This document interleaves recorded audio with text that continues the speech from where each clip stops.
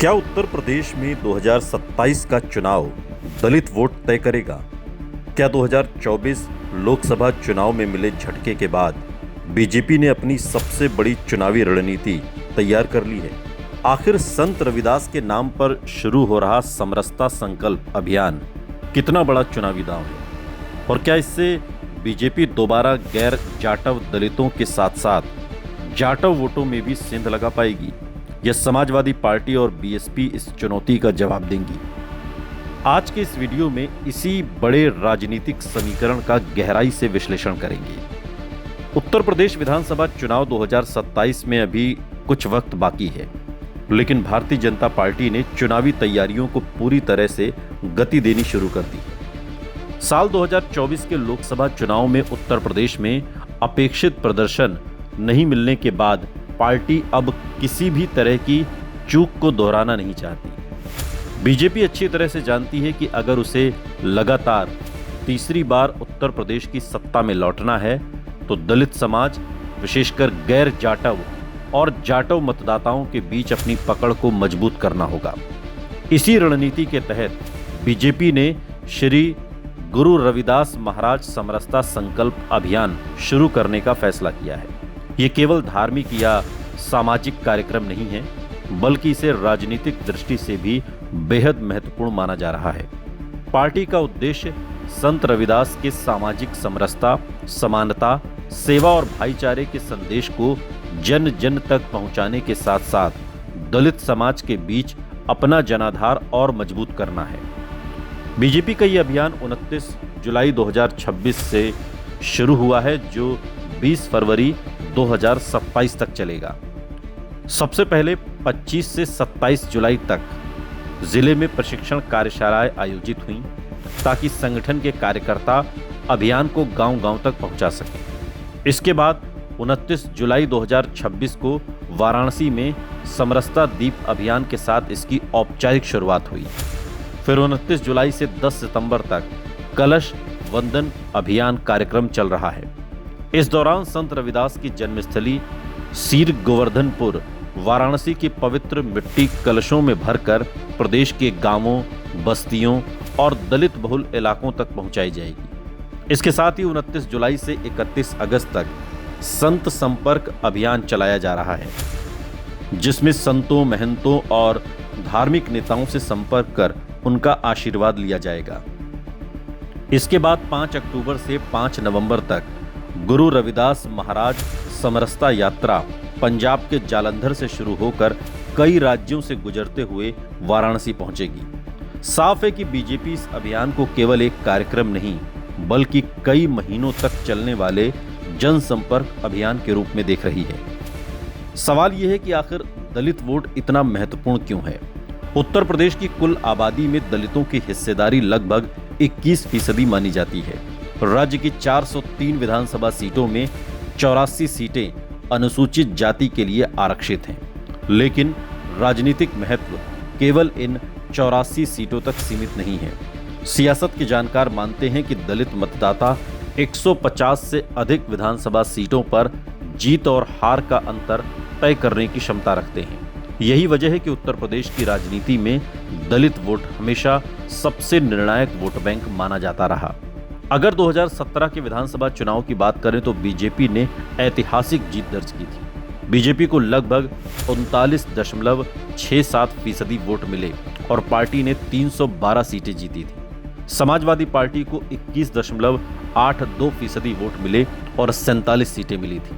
वहीं बीएसपी को 22.23% वोट मिले, लेकिन बावजूद इसके 19 सीटों पर सिमट गई। लेकिन असली कहानी पोस्ट पोल सर्वे में सामने आई। CSDS लोकनीति के अनुसार जाटव समुदाय के करीब 87% वोट बीएसपी के साथ रहे, लेकिन गैर जाटव दलितों में बीएसपी को लगभग 44% और बीजेपी को करीब 32% समर्थन मिला। यानी बीजेपी ने पहली बार बड़ी संख्या में गैर जाटव दलित मतदाताओं के बीच अपनी मजबूत पकड़ बना ली थी। अब 2022 को देखें।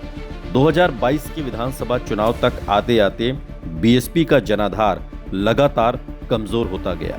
बीएसपी का वोट शेयर घटकर 12.88% रह गया और पार्टी केवल एक सीट जीत सकी। दूसरी ओर बीजेपी ने 41.29% वोट के साथ 255 सीटें जीती। समाजवादी पार्टी को 32.06% वोट मिले और उसने 111 सीटें जीती। CSDS लोकनीति के अनुसार इस चुनाव में जाटव समुदाय में बीएसपी का समर्थन 87% से घटकर लगभग 65% रह गया। इसी दौरान बीजेपी का समर्थन 8% से बढ़कर लगभग 21% पहुंच गया। गैर जाटव दलितों में बीजेपी को लगभग 41% और बीएसपी को लगभग 27% समर्थन मिला।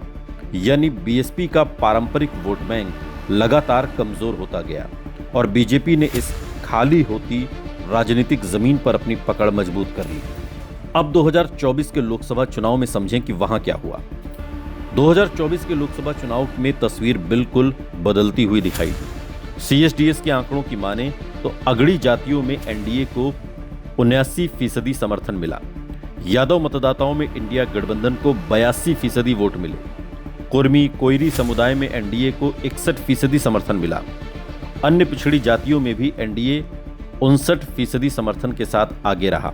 लेकिन सबसे बड़ा बदलाव दलित वोटों में दिखाई दिया। जाटव मतदाताओं में बीएसपी 44% समर्थन के साथ सबसे आगे रही। इंडिया गठबंधन को 25% और एनडीए को 24% समर्थन मिला। वहीं गैर जाटव दलितों में इंडिया गठबंधन 56% समर्थन के साथ आगे निकल गया, जबकि एनडीए को केवल 29% और बीएसपी को 15% समर्थन मिला। यानी 2024 के लोकसभा चुनाव में बीजेपी को गैर जाटव दलित वोटों में भी पहले जैसी बढ़त नहीं मिली। यही कारण माना जा रहा है कि बीजेपी अब दलित समाज के बीच फिर से अपनी पकड़ को मजबूत करने के लिए बड़े पैमाने पर अभियान चला रही है। लेकिन अब सवाल उत्तर प्रदेश की 84 आरक्षित सीटों के गणित को समझने का भी है। उत्तर प्रदेश की 84 अनुसूचित जाति आरक्षित सीटों में वर्तमान समय में सबसे ज्यादा कब्जा बीजेपी के पास है। बीजेपी के पास 84 में से 69 सीटें हैं। समाजवादी पार्टी के पास 10 सीटें हैं। राष्ट्रीय लोकदल के पास 1 सीट है। सुहेलदेव भारतीय समाज पार्टी के पास 1 सीट है। अपना दल सोनेलाल के पास 1 सीट है, जबकि 1 सीट निर्दलीय विधायक के पास है। इसका मतलब साफ है कि बीजेपी का सबसे मजबूत आधार अभी भी आरक्षित सीटों पर बना हुआ है। लेकिन यही उसकी सबसे बड़ी चुनौती भी है, क्योंकि सत्ता विरोधी माहौल या वोटों में मामूली बदलाव भी इन सीटों पर बड़ा असर डाल सकता है। सवाल है कि क्या बीजेपी की रणनीति सफल होगी? बीजेपी की पूरी रणनीति केवल चुनाव जीतने की नहीं, बल्कि दलित समाज के साथ दीर्घकालिक राजनीतिक और सामाजिक जुड़ाव बनाने की भी दिखाई देती है। संत रविदास के संदेश के माध्यम से पार्टी सामाजिक समरसता का संदेश देना चाहती है। दूसरी ओर समाजवादी पार्टी 2024 के लोकसभा चुनाव में गैर जाटव दलितों से मिले समर्थन और विधानसभा चुनाव तक उसे बनाए रखना चाहेगी।